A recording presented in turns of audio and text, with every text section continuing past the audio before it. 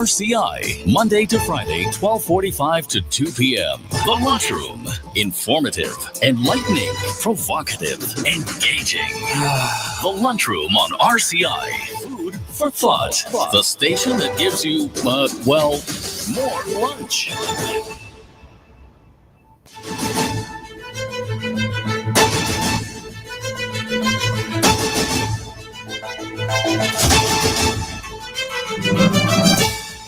Good afternoon and welcome to the Lunchroom on Radio Caribbean International. It's Thursday, April the 24th, 2025, and this is program number 1362. I'm your host, Calix George Jr. Now, in addition to 101.1 FM, you can also get us at our website, rcistlucia.com. You can download our previous shows on that platform. And we are also available on our Facebook Live feed. You just have to search for the official page of Radio Caribbean International. If you'd like to call in to tell us what's on your plate today, the number to do so is 452-3046. Again, that mainline number is 452-3046. And you can also reach us via WhatsApp. That is 724-0008. And that, of course, on WhatsApp, you could either call in or you can message in your comments. And again, that number is 724-0008. Now, today we want to send out some birthday greetings to Dr. Rachel Thwaites Williams. Happy birthday to you, Dr. Thwaites.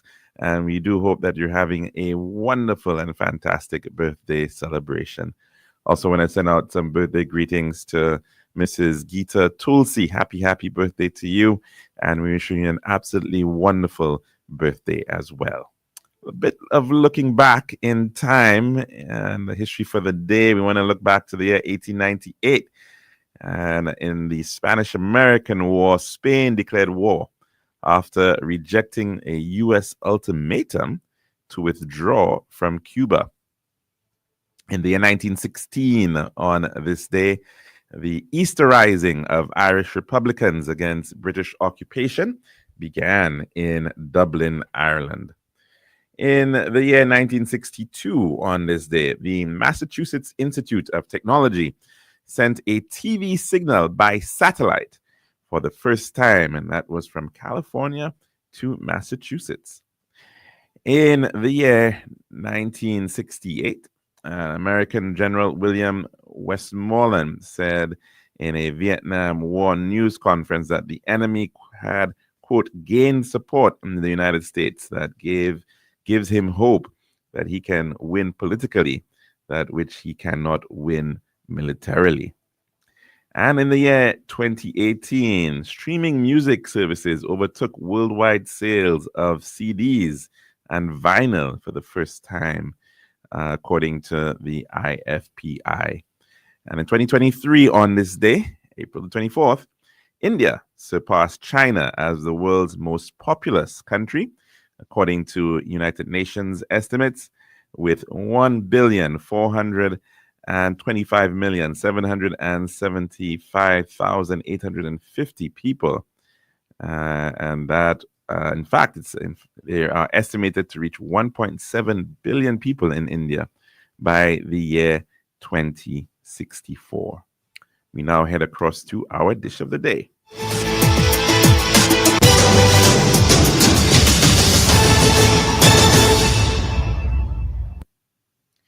The daily dish is brought to you the kind compliments of our good friends at Tiles Plus. One tiles for your home, I see. Bathroom, kitchen, pantry. Need tiles for your balcony. Come down to Tiles Plus, satisfaction guarantee. Tiles Plus, Tiles Plus, Tiles Plus. Big tiles with unbeatable cost. Customer service, A+. Need all kind of tiles. Come down to Tiles Plus. We also got gasway and vanity. Pots, doors, you'll see. Come down to mine, nobody. We got the best tiles on island. Trust me. We are located Land Street in Castries, Bosses Jubilee Lakes, and Flag Street in Beaufort. Telephone number 453-7939. Tiles Plus. Serving now, the Daily Dish.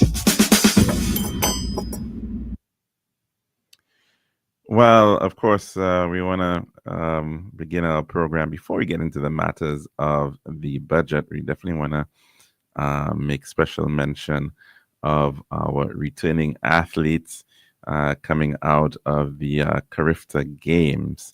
And, of course, we've heard of their sterling performances, and both in athletics as well as in swimming.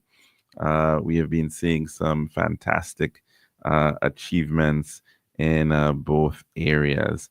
In the case of swimming, although I don't have the full details, of course, I think we won up to about 13 or 14 medals in the Carifta Aquatics competition that was ongoing. I believe, of course, as well within that mix, I want to make special mention of Antoine Destang, who came in with gold as well. And so we're going to get those that data, those stats as soon, and hopefully sometime next week as well. I'd like to touch base with some of the individuals who've been very active in giving guidance and coaching and supporting our athletes and swimmers out there, and of course getting some of their perspectives as well. Yesterday we saw the return of the Carifta team, and there was a ceremony held at the George Charles School, and that occurred. It occurred, yes, of course, as well. I think the Prime Minister of Grenada was also there, Prime Minister Dickon Mitchell, and of course honoring a number of the athletes there, including, of course, the double gold winner in the 100 and 200 meters sprints in the female races. That is 16-year-old JD Emmanuel of Mont Paul Labrie. So certainly we just want to congratulate all our athletes and their tremendous successes thus far. Of course, on Tuesday, we also saw the Prime Minister delivering his budget address, and that gave a pretty good sense of what was being looked at and planned for the year 2025-2026. And of course, we will be expecting some debate on this budget as part of the appropriation bill 2025-2026. And I think the debate, in fact, has already begun. It began this morning. And I think Mr. Alfred Prosper has already spoken. And last I checked, it was the minister responsible for Home Affairs and as well persons with disabilities, the Honorable Jeremiah Norbert, MP for Miku North, sort of starting off the batting, so to speak, in the debate ongoing. So, of course, there are two members of the opposition in the House of St. Lucia, in the House of Assembly of St. Lucia, and one would like to hope that we can see both of those gentlemen make contributions in the in this current debate, because of course theirs is a very important role, the importance of scrutiny by the opposition within our system of government. Unfortunately, in the last debate on the estimates of revenue and expenditure, we only saw the Member of Parliament for Choiseul Saltibus, the Honorable Bradley Felix, making a contribution on behalf of the opposition. And of course, the leader of the opposition seemed not to want to come to the fore and was effectively waiting for the last minute to be able to make a contribution. And we've spoken about this matter before, and of course, the importance of the leader of the opposition. The tendency, of course, is that the expectation that there would be a rebuttal delivered by the leader of the opposition. This was a norm when he was Prime Minister, and there was, of course, a leader of the opposition at that time.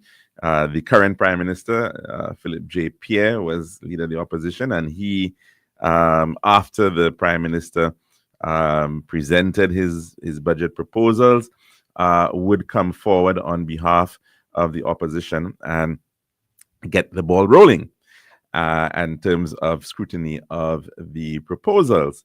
Mr. Chasney, the Honorable Leader of the Opposition, seems to believe that he has some right to be able to be the last speaker, even when, however, of course, we know that we're dealing with a situation where you've got 15 individuals who are not members of the opposition, who are aligned to the government, and 2 for the opposition.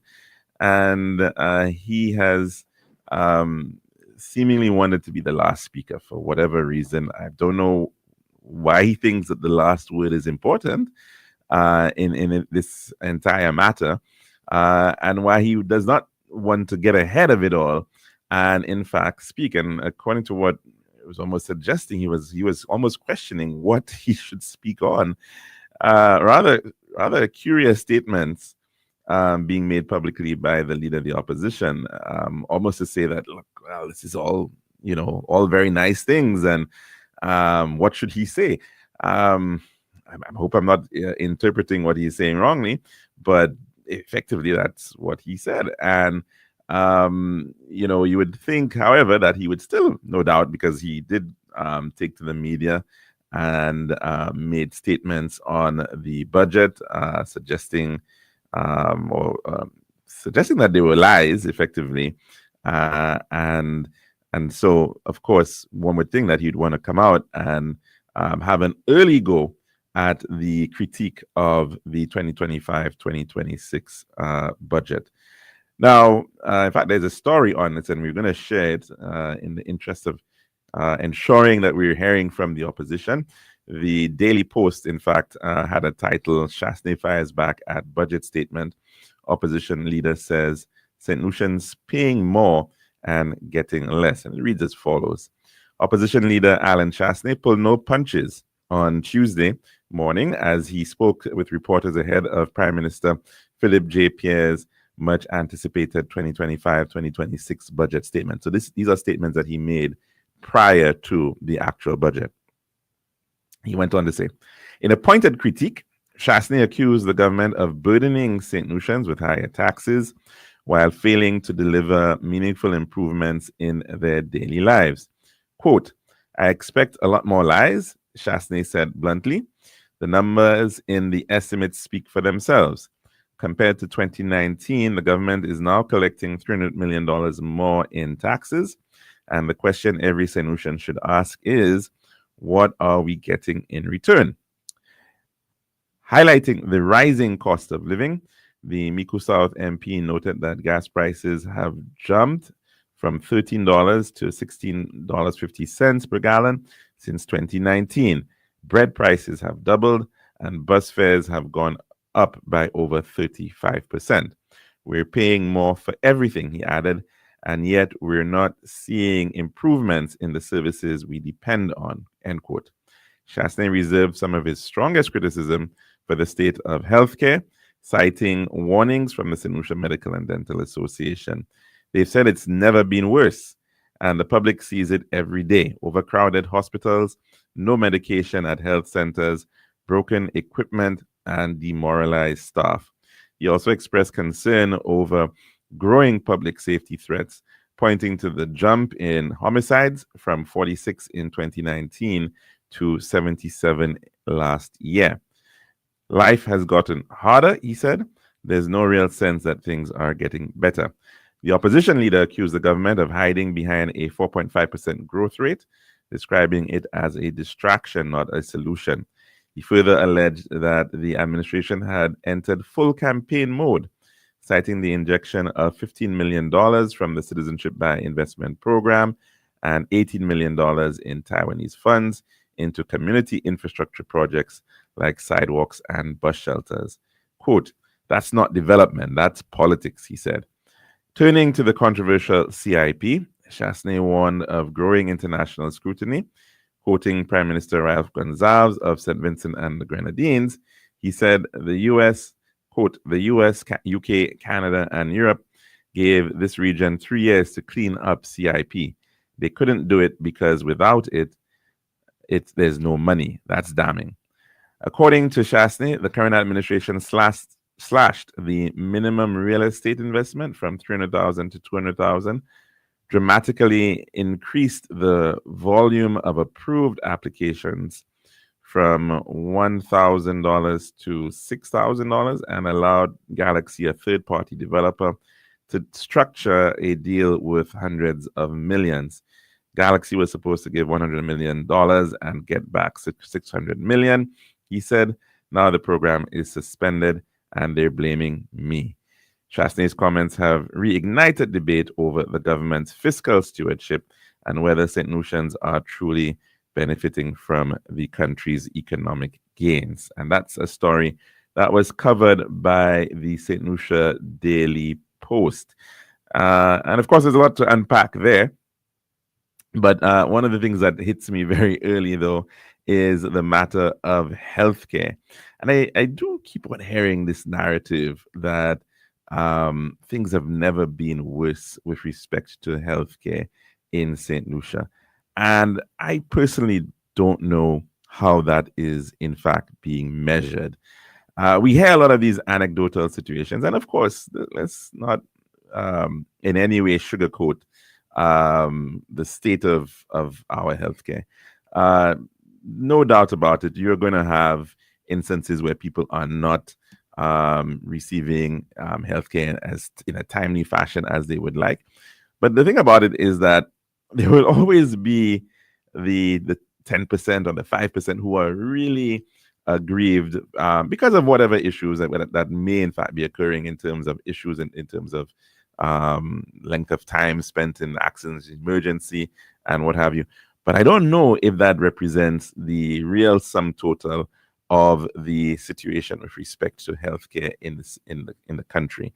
And then, I mean, because when I think back, into the 90s, where healthcare was in St. Lucia, where you had the state of health centers, where you had the state of Victoria Hospital in those days, I'm not too sure that we want to go back there. And to suggest that it's never been worse is really, really a very, very strange statement. Because in all honesty, I personally have seen improvements in the quality of healthcare in the public health system in St. Lucia. Have we gotten it all right? I don't think we can say so. There are still issues, of course, in terms of procurement. But the other thing about it, though, is that I'm not sure how Mr. Chasney can somehow absolve himself from the overall situation with respect to healthcare, because he speaks of, for example, overcrowded hospitals.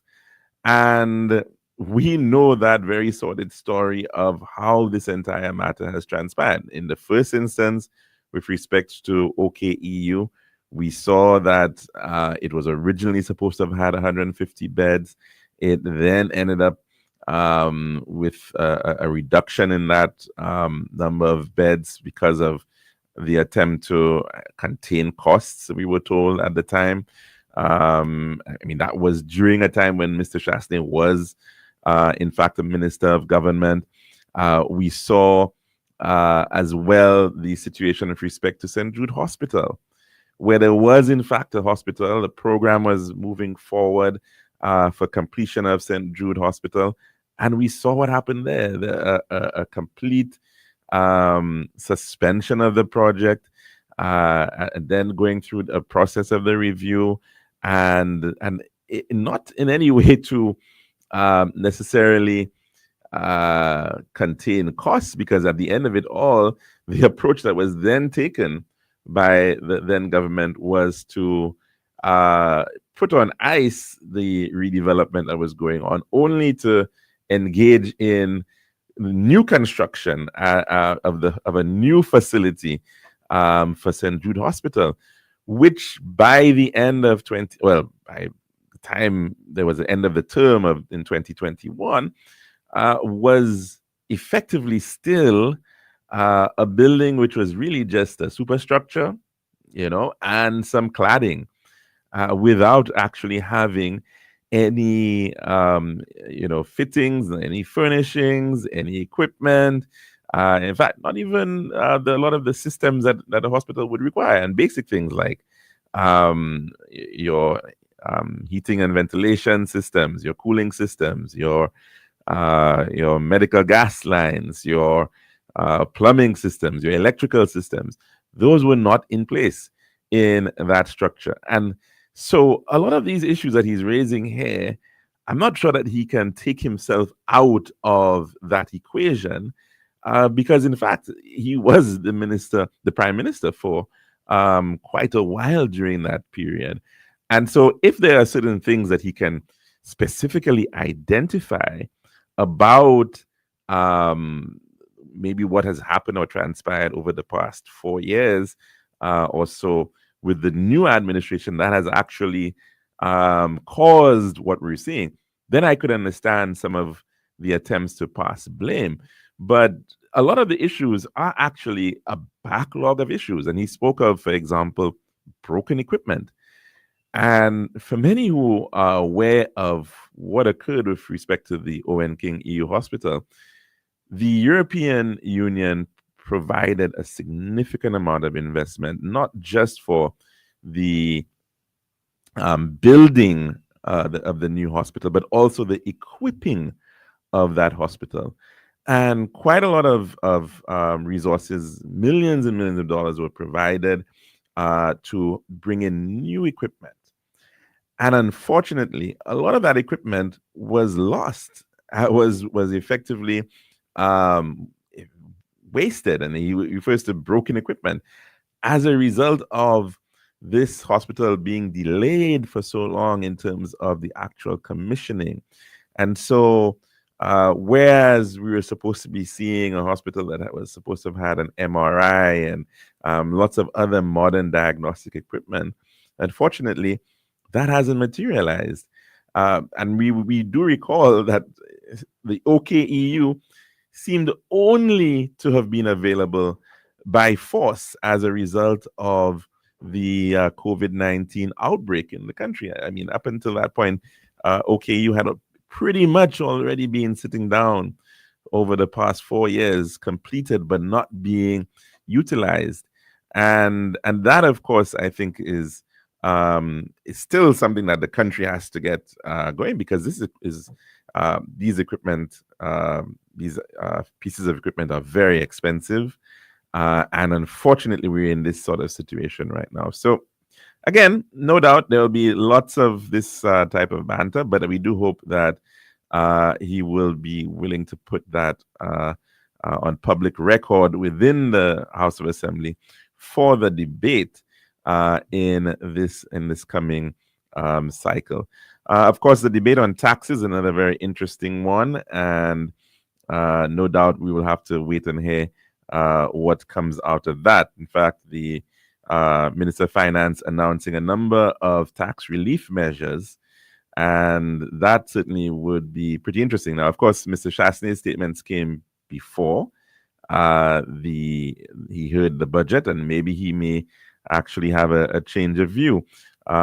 One thing I did actually catch on with, though, I think he was giving a comment on another talk show, and he was almost suggesting that the government reduced the he reduced the personal allowance for income tax.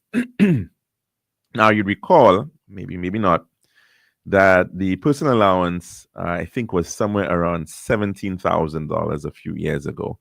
And I think perhaps up to Mr. Chasney's time, I think it was either 17,000 or maybe 18,000. I'm not sure if it had changed before. I don't think there was any change in the personal allowance during his period as prime minister. It stayed the same. And we then saw an increase in the personal allowance. Now, of course, the personal allowance allows, it effectively means that persons who are under that personal allowance pretty much are who earn less than that amount would not end up paying any tax. So it's a sort of like an immediate tax break for individuals. And the personal allowance was raised from 18,000 up to 25,000. he then but Mr. Chastain didn't make a statement, and this happened not too long ago, all right, a couple of years ago under the current administration. He then makes a statement that the government increased the personal allowance to 36,000 and then reduced it to 25,000. And I'm not sure that ever happened. I could stand to be corrected, but I don't think that happened. And then he then made mention that they provided a cap in the total amount of what persons could claim. Now, let's explain that a little bit. Yes, there was a cap that was placed on what individuals could claim above and beyond the personal allowance. So you would claim your 25,000, you wouldn't be taxed for that. And normally people also claim $400, an automatic medical allowance that you can take without having to present any medical bills. And the change then was that there was a cap of $30,000 within which you could claim for additional things. Now, there are some things that actually were not capped, right? So, for example, medical expenses were not within this $30,000 cap.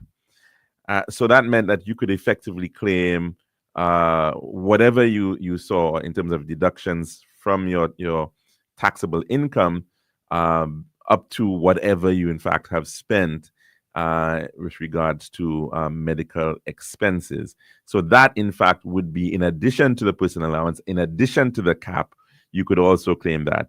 The other matter that I think was also not within the cap was that of investments in solar photovoltaic systems. And I think in that instance, you could claim up to $25,000 per person or per household for the purpose of investing in solar PV. Now, the cap that existed before would have then looked at things beyond that. So of course, some people would have had credit union shares. They would have had maybe a mortgage that they were paying, and those things would generally be you would have been able to utilize that cap, that threshold, to be able to pay off some of those. So what has just been announced by the Prime Minister, Minister of Finance, is that the cap is in fact has moved upwards from 30,000 to 40,000. Now that's certainly a big deal for persons in the middle class and persons who would want to be able to save in terms of their income tax payments. However, in addition to that, raising the cap, what has also occurred within the Prime Minister's proposals is that he has also changed the deductibles, the thresholds of the various deductibles. So, for example, if you had a mortgage paying, you would have been able to have claimed all of the 30,000 within that cap. But that did not apply for a lot of other areas where persons would normally seek out deductions. So, for example, if you had a dependent, you may have been taking care of a relative, maybe you have an aged parent, or you have maybe somebody who you are providing care for, you would have been able before to have claimed, I think, $350 under the old system or the current system. And what has been done is that a number of these things have been changed. So you've gone from $350 being able to be claimed up to $5,000 for somebody who was a dependent within that context. And in addition to that, the child allowance prior to the proposed changes, or currently, they were in fact I think $1,000 up to 10 years old, and then from 10 above, it was $2,000, which is not a parent would have been able to claim. Now it's actually been adjusted so that a parent can now claim up to $5,000 per child within a given year. So that's a significant increase in what persons can claim. So even though you may not have say, a mortgage, you can now, in fact, be able to claim more for the cost of taking care of children or the cost of taking care of a dependent, like maybe a sick relative. All of those things can now, in fact, be claimed. So you've actually significantly broadening the opportunity for persons to take up more of that that cap, which was in place. So a lot of stuff needs to be looked at, no doubt, in terms of the proposals. Lots was presented, and hopefully we'll be able to, over the coming days, do just that. But of course, we're going to have to take a break at this point. So we're going to end our dish of the day and head across to take in our weather report. This has been the Daily Dish.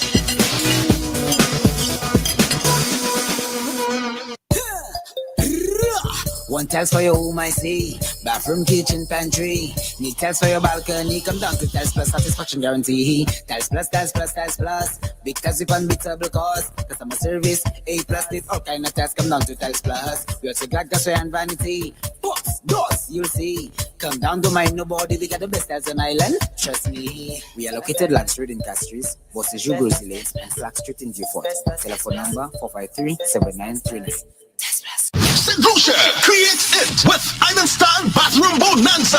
Bundle and save from vanities to toilets, shower sets to vanities. Pair them up, triple them up, or buy 5 or more for 10, 12, and 15% off. Something to talk about. The more you buy, the more you save. Get discounts on selected items like faucets, LED mirrors, cleaners, and more. What more? Bathroom Bliss? We're giving you a special introductory offer on toilets starting as low as $240. Island Style Bathroom Bonanza is on at our Castries, Wardney Bay, and Beaufort stores. Call or visit us today. This is Radio Caribbean International. It's now time for the weather news.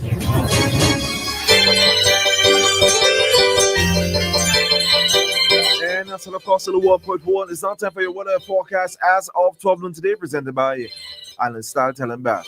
The forecast for St. Lucia Valley for the next 24 hours. The winds will be blowing from between the east-southeast and east near 14 miles per hour or 22 kilometers per hour, becoming lighter or calm at times. The weather partly cloudy to cloudy and hazy for a few showers. The forecast for the Los Angeles, occasionally cloudy skies with scattered light to moderate showers over the northern portion. That should be over the northern Windward and Leeward Islands, elsewhere partly cloudy to cloudy at times with a few showers. The weather summary: a lingering trough system will continue to cause cloudiness and showers mainly over the northern portion of the Los Angeles during the next 24 hours. Light winds are expected to persist across the Eastern Caribbean during the forecast period. And this is your weather forecast as of 12 noon today, presented by Island Style Talent Bath.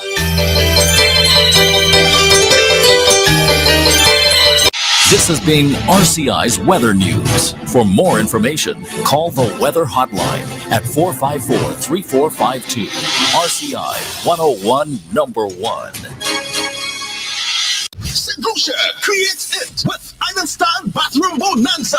Bundle and save from vanities to toilets, shower sets to vanities. Pair them up, triple them up, or buy 5 or more for 10, 12, and 15% off. Something to talk about. The more you buy, the more you save. Get discounts on selected items like faucets, LED mirrors, cleaners, and more. What more? Bathroom Bliss? We're giving you a special introductory offer on toilets starting as low as $240. Island Style Bathroom Bonanza is on at our Castries, Wardney Bay, and Beaufort stores. Call or visit us today.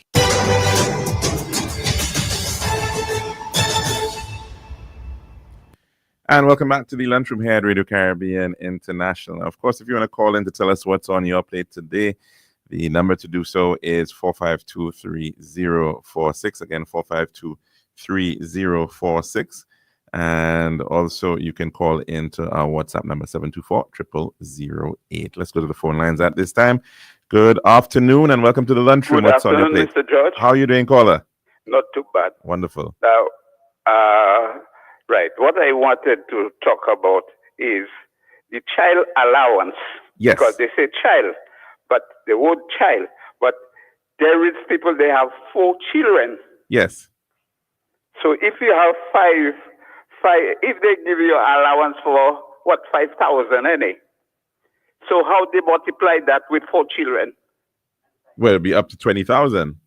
So if you, for argument's sake, have a salary of say $48,000 a year, right? $4,000 a month. Yeah. You would then have your $25,000 personal allowance, right? Which everybody benefits from. Yeah. Right. And then you would still be able to claim for each child, right? Up to the age of 18, I think.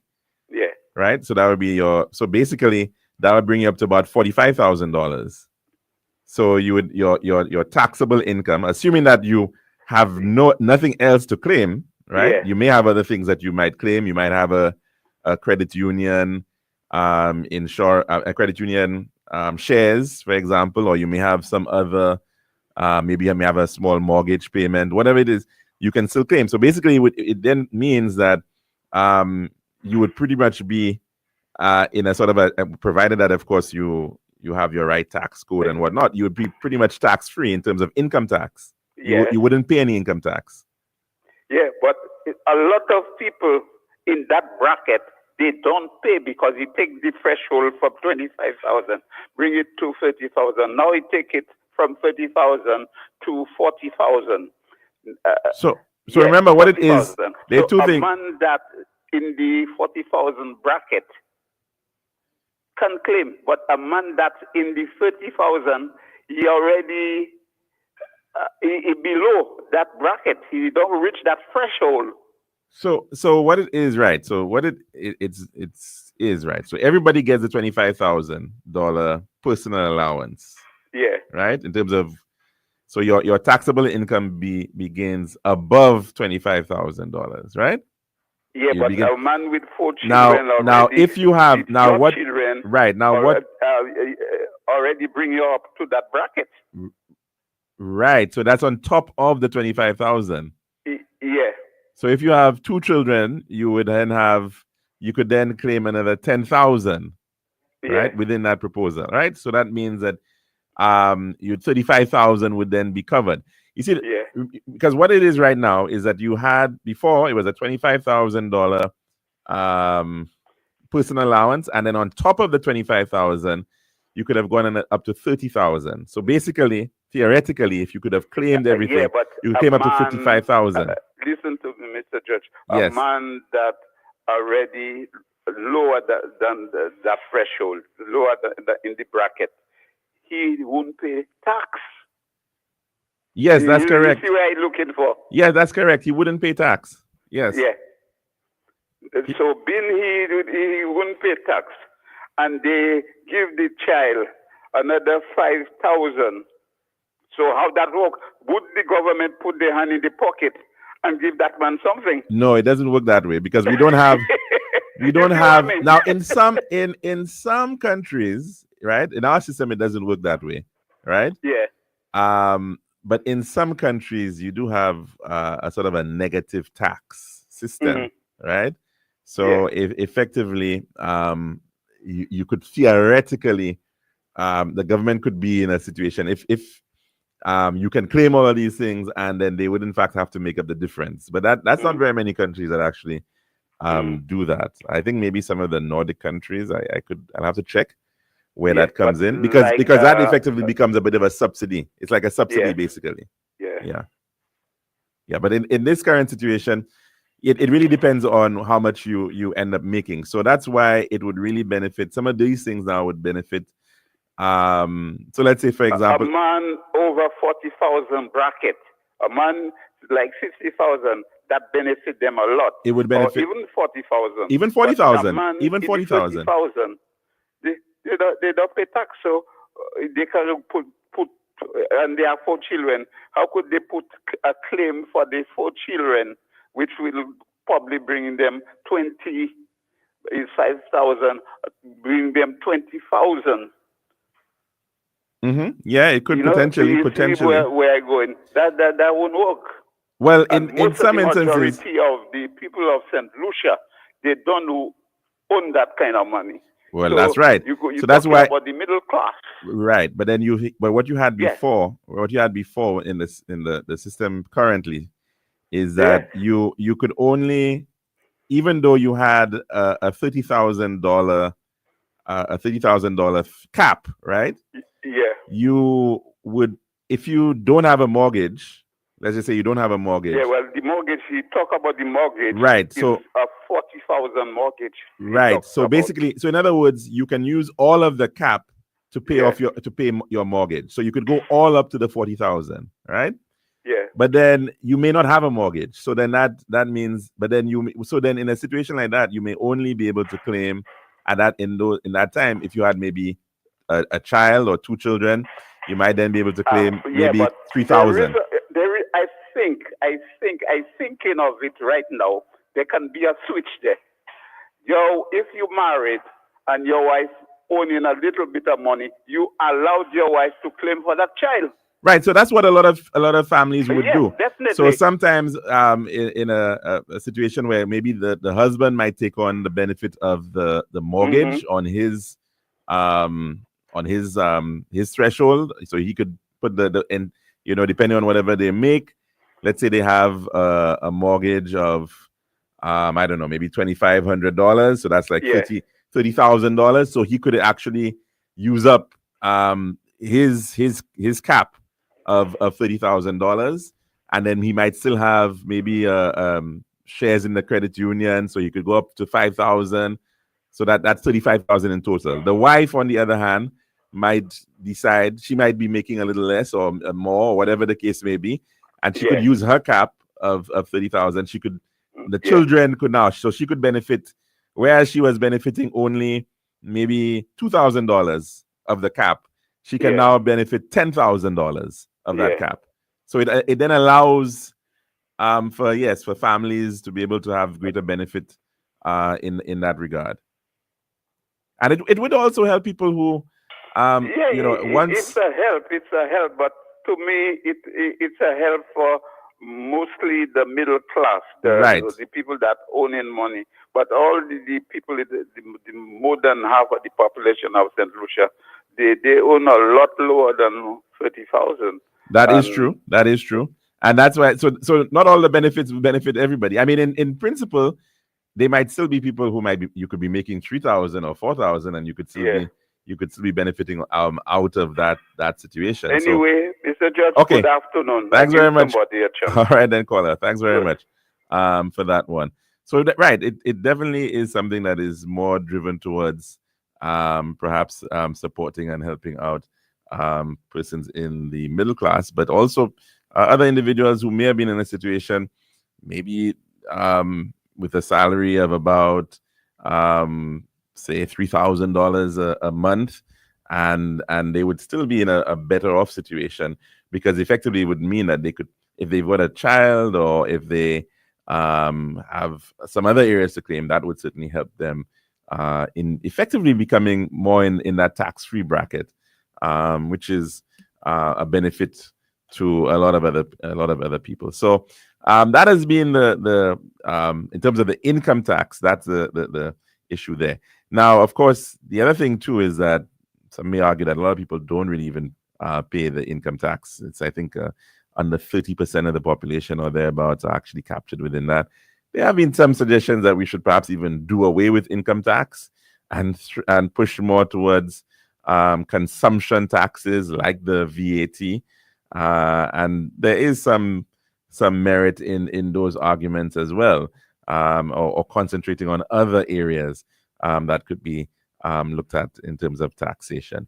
There's also mention, of course, within the budget about relief for food prices and gas prices.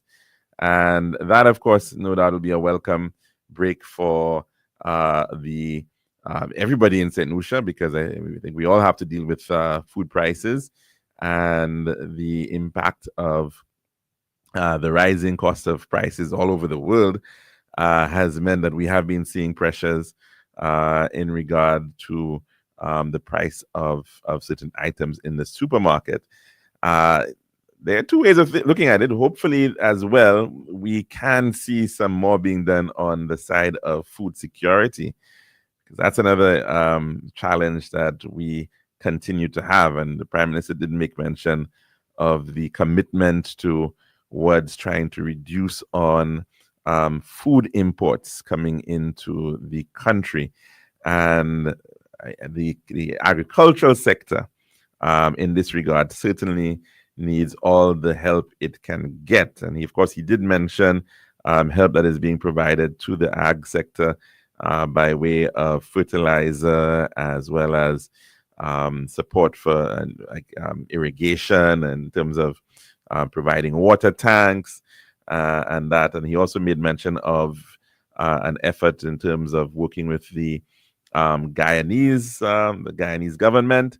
That trust there is something that we've been hearing quite a lot about, and we've seen other countries in the Caribbean, like Barbados, I think, pursuing that. And we've got to be practical about our limitations.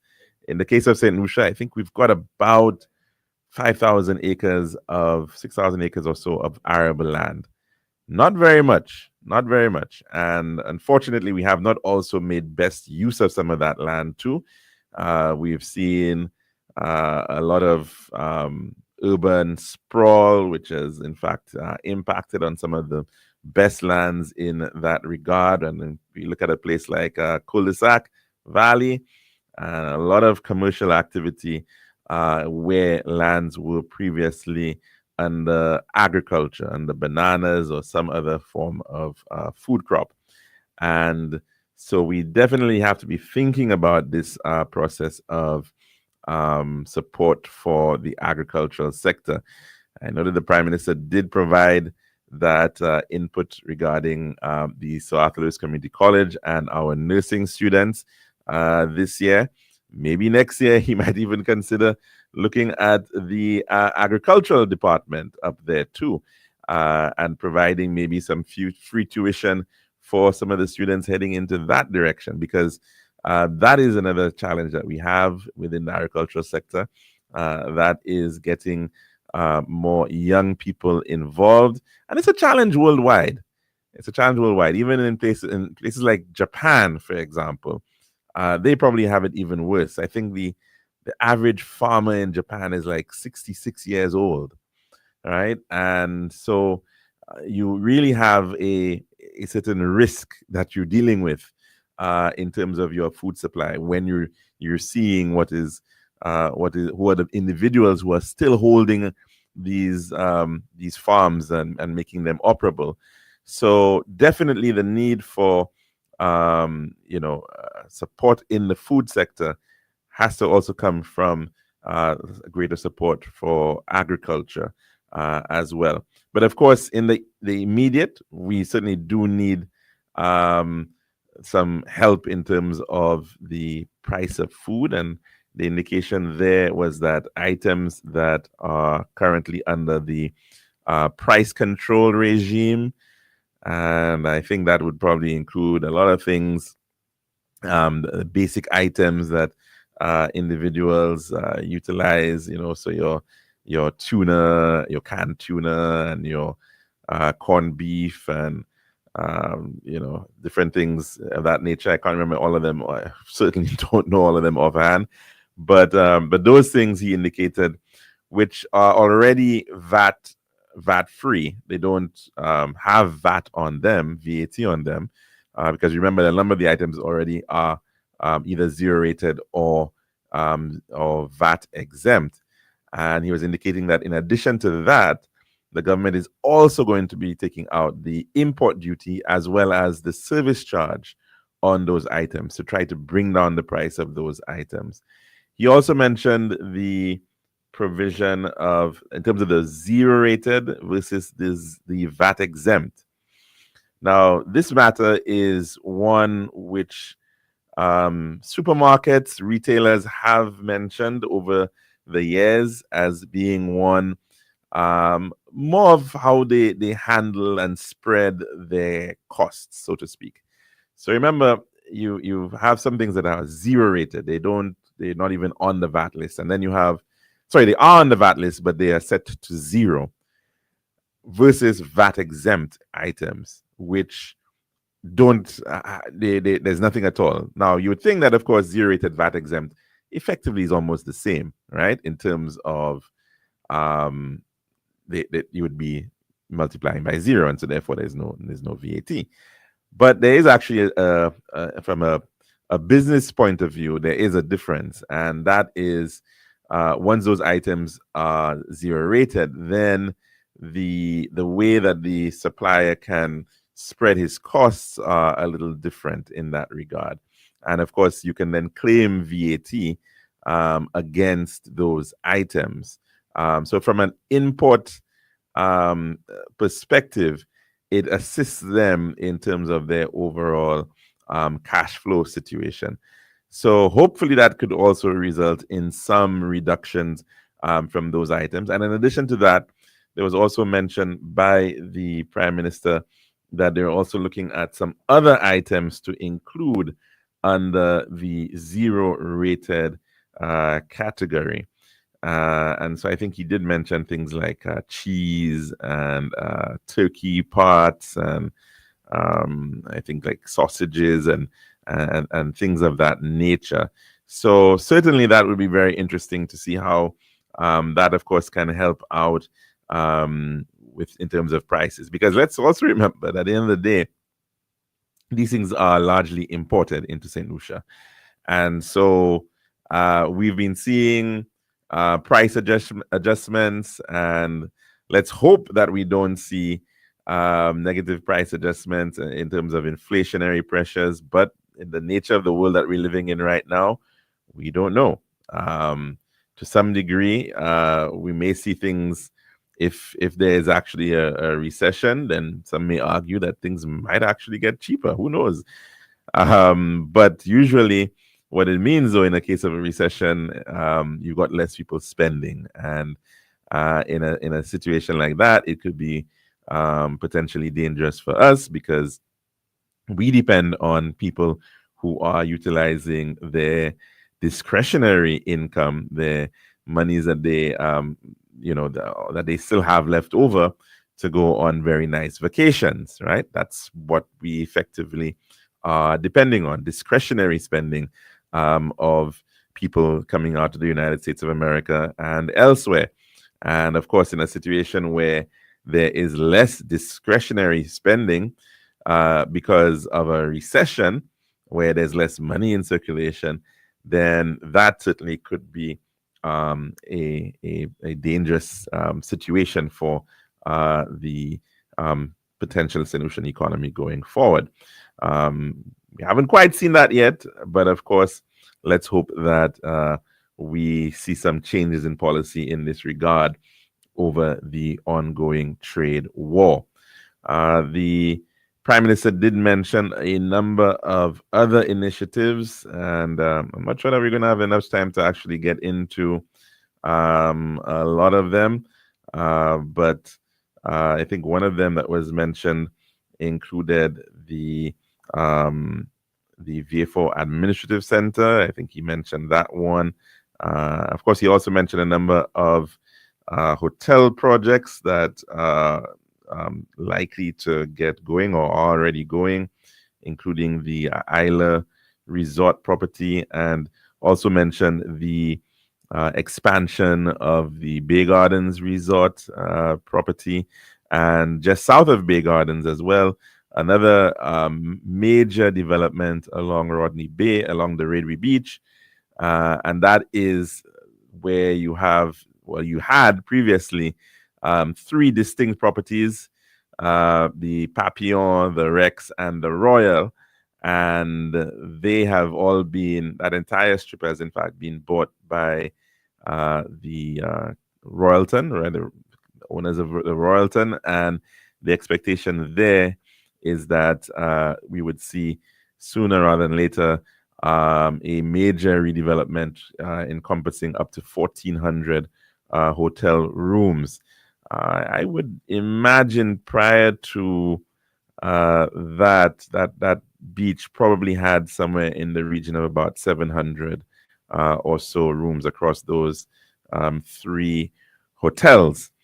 In fact, the first beach resort in St. Lucia was, in fact, the one on the southern end, which was last known as Starfish. And so effectively, the intention there is to effectively have a significant tourist plant on certainly what is one of St. Lucia's most attractive bays. That, of course, is still in train as they are currently looking at demolition works for those 2 other properties. One already, the middle one already demolished, and the intention to demolish the other 2 so that they can then build a brand new facility, a brand new hotel complex there. I think it's certainly very important that Rodney Bay has been the nexus, the center of our hotel accommodation for quite some time. And since those 3 properties have been closed, the level of buoyancy within the Rodney Bay Strip has perhaps gone down a bit as a result of these hotels no longer being there, and of course in walking distance to a lot of the shopping and other entertainment areas. So the need for them to actually come back is certainly really, really important. And of course, the ongoing other development at the south side at Mount Pima would perhaps help as well in that regard. Well, like I said, we're going to continue the unpacking of the budget, and the debate continues in the Parliament of St. Lucia, and will be happening today and tomorrow. So that's our program for today here at the Lunchroom, and we do hope that you have a very blessed day. Have a good one.